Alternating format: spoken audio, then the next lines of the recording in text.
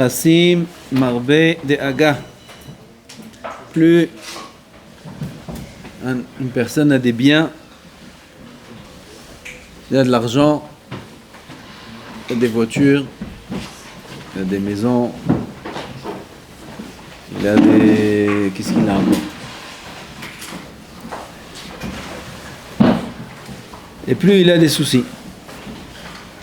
Al yachshov ki al osho verov nechasav yevale yemotav batov ushnotav bene'imim.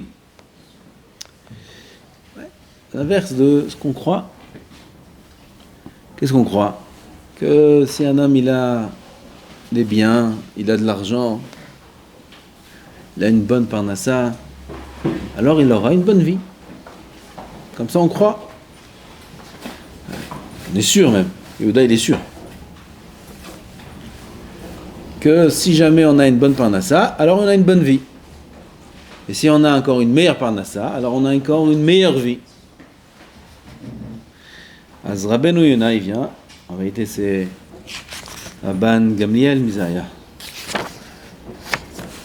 Qui c'est les enseignements ici? Rabban Gamliel nous dit, ne va pas croire ça. Ne va pas croire que l'argent fait le bonheur. Alors il comment ils disent, il fait pas le bonheur mais il y contribue. Tov, même ça, c'est faux. Et là, l'argent, il crée le malheur, il crée l'inquiétude, il crée les soucis. Marbe nechassim, marbe dehaga.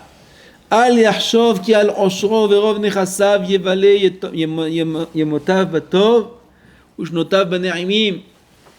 Il aura yemotav batov ushnotav bene'imim. Il va avoir des bons jours, une bonne vie. Non. Ve'u doeg alehen kol hashana kula. En vérité, elles sont source d'inquiétude. Tous ces biens-là, c'est la raison de ces inquiétudes. She'al oto lehacham ve'yagetra. Il y a écrit dans le pasuk She'al avicha ve'yagetra zekenecha ve'yomrulach. Rabbeinu Yonah il écrit comme ça. She'al oto lehacham ve'yagetra ashirim ve'yomrulach. Va demander aux ashirim. Va leur parler aux ashirim. Si ils sont un petit peu francs, un petit peu vrais, tu demandes au Hachir, est-ce que tu as une vie comme ça, mamash, calme, tranquille, tout va bien, regarde, plusieurs maisons, plusieurs voitures, ta vie elle est bien, tu te sens rassasié. Mamashlo, pas du tout, loin de là. C'est pas shoot, il suffit de voir les grands hommes d'affaires. Leur vie n'est pas une vie. Jour et nuit, ils pensent. Jour et nuit, ils sont inquiets. Jour et nuit, ils se préoccupent de leurs biens. Si c'est les actions en bourse, ils regardent à chaque instant. Quand est-ce qu'il faut acheter? Quand est-ce qu'il faut vendre? Ici, ça s'est écroulé. Oh, ils peuvent perdre des millions en un instant. Des millions, ils peuvent faire en un instant, ils peuvent perdre. Quelle angoisse, quelle inquiétude. Surtout dans notre génération à nous. Encore à l'époque, les biens, la valeur, c'était des biens matériels, physiques. Il y avait de l'or, il y avait des coffres d'or, il y avait des lingots d'or. Alors on avait peur que ça a été dit à l'époque. Aujourd'hui, tout est virtuel. Tout c'est des chiffres dans les ordinateurs. Tout peut s'écrouler en un instant. Quelle inquiétude, quelle angoisse. Has v'shalom de perdre. À part ça, ils ont encore une autre angoisse. Laquelle? Celle du manque à gagner. Comme Chazal nous disent, En adam met v'chatzi ta'avato beyado. Sache, nous disent Chazal, que l'homme, le jour de sa mort, s'il avait des ta'avot, il aspirait à avoir une réussite matérielle dans ce monde, comme toute l'humanité presque. Qui sait non? Vous, j'espère. Aval toute l'humanité, qu'est-ce qu'ils aspirent? À avoir une réussite matérielle. Toute la terre, elle court derrière ça. Elle nous dit, Chazal, que cet homme-là, le jour de sa mort, Le jour de sa mort, c'est fini, on est d'accord? Ça y est, c'est fini. Ça passe aux autres. Pour lui, c'est fini. Le jour où on l'enterre, c'est fini. Il ne prend rien avec lui. Mais si on pouvait lui demander, alors, dites-nous, monsieur, combien de vœux vous avez exaucés? Combien de vos désirs vous avez réalisés? Combien de vos projets se sont accomplis, réalisés? Combien? S'il pouvait répondre, il aurait dit même pas la moitié. Je suis dégoûté. Même pas la moitié, j'ai fait. Même pas la moitié. Vous vous rendez compte? C'est beaucoup. C'est même pas 50% il a réalisé. Pour certains peut-être 10%. Pour des grands rêveurs peut-être 1%. Rien. Ils n'ont rien réalisé. Il est mort. C'est fini. Il a couru après quoi? Après quelque chose qu'il n'atteindra jamais. C'est quel tsar c'est?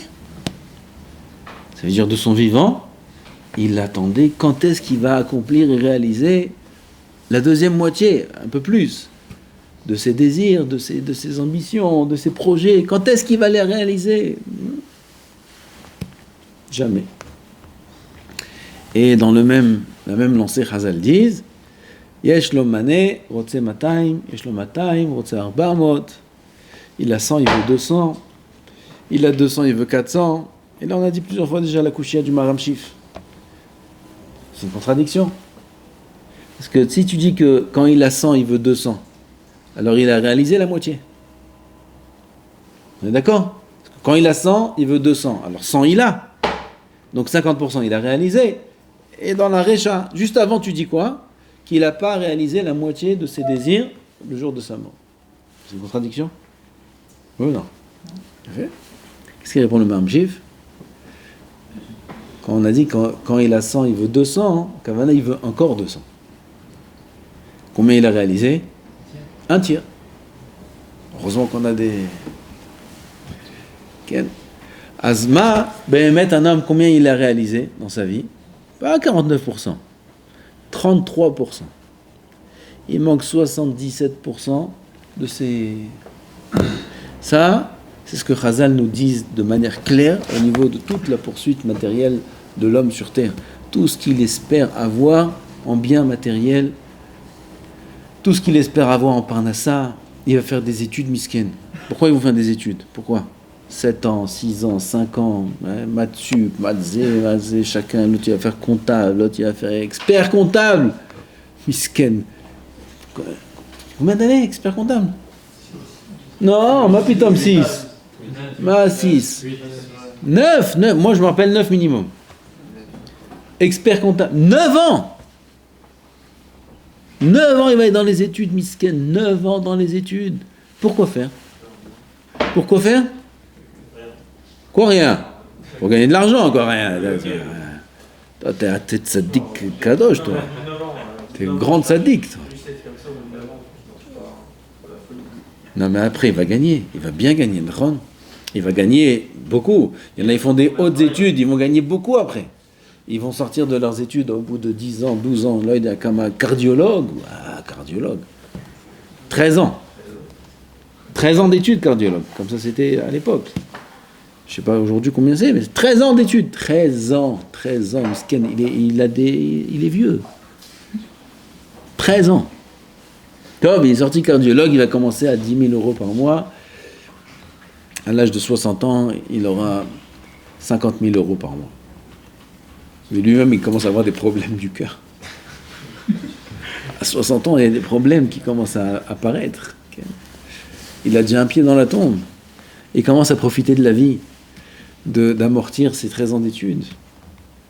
Il a déjà 50 ans, 60 ans, et même s'il a 40 ans, et même s'il a 30 ans, et il gagne 50 000 euros par mois. Belle réussite. 30 ans, 50 000 euros par mois, 100 000 euros encore mieux par mois. Belle réussite. Si on pouvait lui faire un diagnostic de son nefesh, de son être, s'il y avait un appareil qui pouvait mesurer la rama du bonheur de l'homme, le niveau du bonheur de l'homme, on lui colle cet appareil-là, là, dans le cerveau, dans le cœur, et on mesure le niveau du bonheur de l'homme. On va atteindre un chiffre qui est très très décevant. Il gagne 100 000 euros par mois. Combien il a atteint dans le bonheur? Comme quelqu'un à qui il manque, combien on a dit? 200 000 euros. Il lui manque 200 000 euros par mois, miskin. Il gagne 100 000 euros par mois. Combien il lui manque? 200 000 euros par mois. Et toute la journée, il se dit, quand est-ce que je vais les gagner? Quand est-ce que je vais rentrer dans la réchima des plus riches du monde? Quand est-ce que je vais commencer à faire d'autres choses? Quand est-ce que j'aurai du kavod? Quand est-ce que j'aurai des biens? Quand est-ce que j'atteindrai ça et ça et ça? Parce qu'il n'y a pas de fin. Il n'y a pas de fin. Ça les rend fous. Et tu prends ce même appareil-là et tu mesures un bahour d'ici. Tu mesures un avrer. Qui en a comme avrer ici? Tu mesures Ouri, qui va venir tout à l'heure. Prends cet appareil-là et tu le colles là, et là, et tu as la mesure du bonheur de la personne. L'appareil, il explose. Il explose de bonheur. Il est mouchant. Tu vois le résultat. Combien il est heureux, cet homme-là. Qui c'est cet homme-là? Tu connais pas, tu sais pas que c'est Ouri. Tu le connais pas. Qui c'est cet homme-là? Tu vois son diagnostic, tu vois sa rama, son niveau de bonheur. Mais cet homme-là, c'est qui? C'est l'homme le plus riche du monde. C'est qui cet homme-là? Non, on te dit, cet homme-là, c'est un homme simple. Bon, il y a des hommes simples qui sont très bien. Combien il gagne par mois? Je ne veux pas vous annoncer. En public. Okay? Des choses qui sont un petit peu... Mais vraiment pas grand-chose. Vraiment pas grand-chose. Vraiment. Des montants qui sont ridicules. Ridicules. Ah, je comprends pas. Alors la machine, elle marche pas, ta machine. Top. Alors, viens, on prend d'autres personnes. Viens, on teste. Viens, on va voir si la machine, elle marche.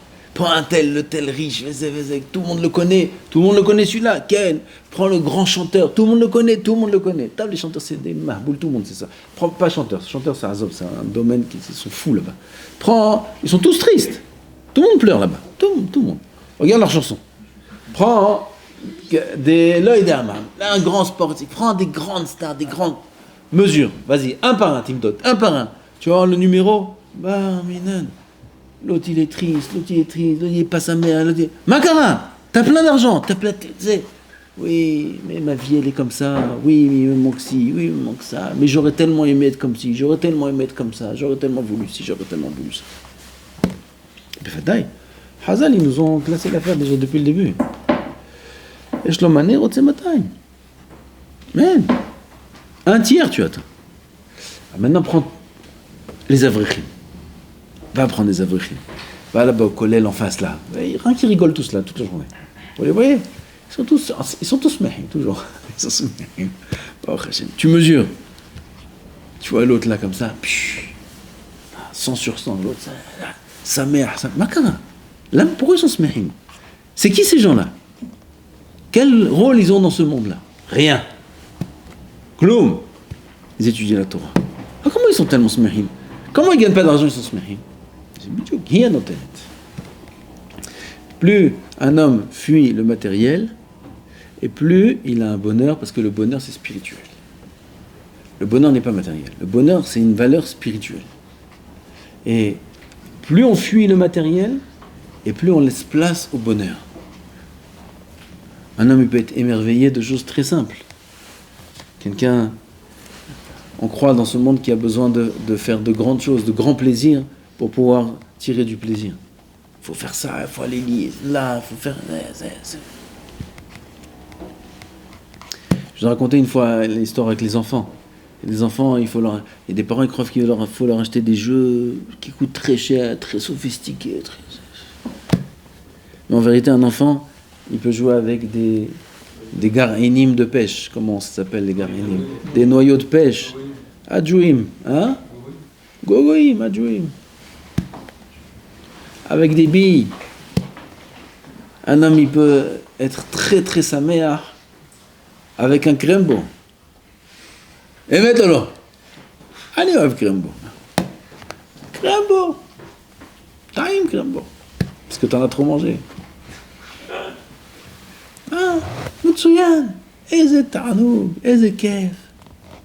אבל quelqu'un, טוב, je dis rien, quelqu'un qui a trop, il a mangé, ça, tu lui montres un crème, bah putain, donne-moi autre chose, quelque chose d'intéressant. Toi, qu'est-ce que je t'amène? Ça, tu aimes? Non, j'aime pas. Ça t'aime? Non, j'aime pas. Ça t'aime? Non, j'aime pas. Alors, qu'est-ce que tu veux? Je sais pas. Ma ta gueule, t'as pas de bonheur? Non, j'ai pas de bonheur. Non, qu'est-ce que tu veux faire? Je sais pas.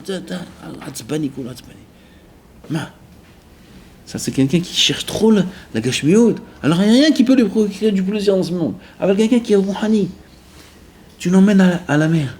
Il est devant la mer comme ça, une fois, Ben Azmanim, une fois, il va à la mer. Oh, quelle journée! Oh, quel plaisir! Oh, quel tarnou! J'ai passé une bonne journée. Ah, qu'est-ce que tu as fait aujourd'hui? T'étais à la montagne? Non, j'étais à la plage de Natania. Alors, qu'est-ce qu'il y a à la plage de Natania? Ah, ça fait du bien. Ça fait du bien. Pourquoi? Il profite un petit peu. Sa vie, elle est spirituelle. Chaque jour, chaque chose lui procure du bonheur. Chaque chose. Un fruit. Qu'est-ce qu'il est venu me voir tout à l'heure? Il est venu voir Bahoud ici. Il est venu voir. Qu'est-ce qu'elles sont bonnes les pommes d'Israël?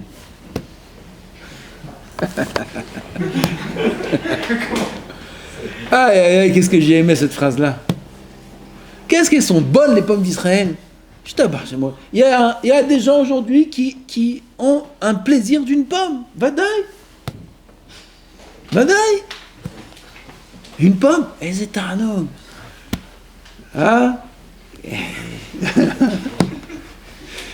J'ai aimé cette phrase-là. Cette petite paraloute là. Qu'est-ce qu'elles sont bonnes les pommes. J'ai gagné une pomme grâce à ça aussi. Un verre de thé, une pomme. On peut avoir beaucoup de bonheur et de plaisir de ce monde, de petites choses. Comme les enfants avec les billes. Avec les noyaux d'abricots. Et ils jouent pour eux, c'était des milliards. Moi, je me rappelle quand on était petits en Israël. À Jouim, c'était des milliards. Des milliards, la boîte et tout. Quand on est grand, c'est bidiouk la même chose. Bidiouk la même chose. Soit on peut être très heureux de toutes petites choses, soit on peut être très malheureux avec de grandes choses. L'argent ne fait pas le bonheur, il n'y contribue même pas. Pas du tout. Et là, Hazan nous dévoile même l'inverse. L'argent est la source de l'inquiétude. Je ne vais pas dire du malheur, parce que le malheur ne dépend pas forcément de l'argent. Aval de l'inquiétude, Vadaï, ça c'est écrit au forage. Marbe nechassim, marbe da'aga, c'est-à-dire l'inverse de tout ce qu'on croit. On croit que dans ce monde-là, il faut aspirer à avoir une bonne parnassa. Pourquoi on veut avoir une bonne parnassa? Pour avoir la tranquillité. Et Hazan nous disent bidiouk l'inverse.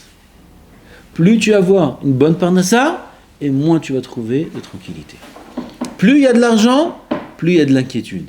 L'inquiétude, c'est pas seulement au niveau des biens qu'il faut garder, qu'on a peur de perdre, mais c'est aussi au niveau du nefesh de l'homme. Le nefesh de l'homme sera avec un manque plus grand. Quelle est la définition du riche et du pauvre? Ça, tout le monde sait. Ezeu Ashir, ça c'est la définition du riche. L'homme riche, c'est l'homme à qui il ne manque rien. L'homme pauvre, c'est l'homme à qui il manque. Et plus il lui manque, et plus il est pauvre. D'après cette définition-là, qui est évidente. C'est pas chouette que c'est comme ça. Alors, quelqu'un qui a 100 000 et quelqu'un qui a 1000, qui est le plus pauvre et qui est le plus riche? Toute la terre, elle va dire, celui qui a 100 000, il est plus riche. Celui qui a 1000, il est moins riche. Mais d'après la définition qu'on vient de dire, c'est bidiouk l'inverse. Pourquoi? Celui qui a 100 000, combien il veut? Combien il lui manque? 200 000. Celui qui a 1000, combien il lui manque? 2000. Qui c'est qui a un manque plus grand? Celui qui a 100 000. Donc celui qui a 100 000, il est plus pauvre que celui qui a 1000. Elle dit, mais c'est une belle formule comme ça. C'est match comme ça. C'est béhémet comme ça. plus on a de l'argent dans le compte, et plus on en manque. Et plus on en veut. Et plus on est hasser. Et moins on est samer. Quelqu'un qui est samer b'chilko, il ne fait pas cas de ce qu'il a. Il peut être riche aussi. Il y avait beaucoup de chachamim qui étaient très riches. Mais ils ne faisaient pas cas de leur richesse. Rabbi Yehuda Hanassi, il était très riche. Il était d'une richesse colossale. Il a levé ses 10 doigts vers le ciel le jour de sa ptira, et il a témoigné sur lui-même, le jour de sa ptira, il parle à Hachem, qu'il n'a pas profité de ce monde, même pas comme un petit doigt. Ouais. Richesse colossale, c'est pas sauter, il est sa mère, Berilko, il veut rien. Cette richesse, elle est là, parce que son mazal est d'être riche. Mais il n'en tire pas forcément profit. Il n'a pas son esprit dans cette richesse-là. C'est du coup, il n'en tire pas profit. Sa table, c'était une table en or. Toute la table, c'était une plaque d'or. Sympa. Sur la table, il y avait tous les aliments de l'hiver et de l'été, de toutes les saisons, toute l'année. Toute l'année. Il y avait tous les aliments sur sa table. Sympa. Ron ? Oui, mais sa tête n'est pas là. Il n'est pas là-dedans. Il est très riche, mais il n'est pas là-dedans. Et t'en as qui n'ont rien de tout ça, et ils ont la tête que là-dedans, que dans l'argent, que d'avoir une situation, qu'avoir de l'argent, et de l'argent, et de l'argent. Ceux-là, ils sont heureux, ceux-là. Ils sont loin du bonheur. Le bonheur se sauve d'eux. Il est loin d'eux, le bonheur. À force. Ils ont que de l'inquiétude, que de l'anxiété, que de l'angoisse. Comment je vais faire ? Et qu'est-ce qui va... toutes sortes de questions. Baruch Hashem qu'on n'est pas dans ces choses-là. Baruch Hashem qu'on a la Torah Kedosha. Baruch Hashem qu'on a Rabban Gamliel qui nous éclaire le chemin et qui nous dit, Rabotai, vous voulez être heureux dans ce monde. Faites abstraction de tout le matériel, de tout l'argent, de tout. Pas de sheifot dans le chasse. Sheifot, comment on dit en français ? Hein ? Ouh, l'état. Ambition, aspiration, objectif. Quels sont les objectifs ? Masechet. J'ai tel Masechet Gitin, avant la fin de l'année, au moins en Bekiyot 3 fois. Les Fahot. Ça, c'est des ambitions. Ça, c'est les objectifs. Et ça va donner le bonheur à l'homme. Aval tout le reste, Marbe Nechassim Marbe Daka. Amen ve Amen.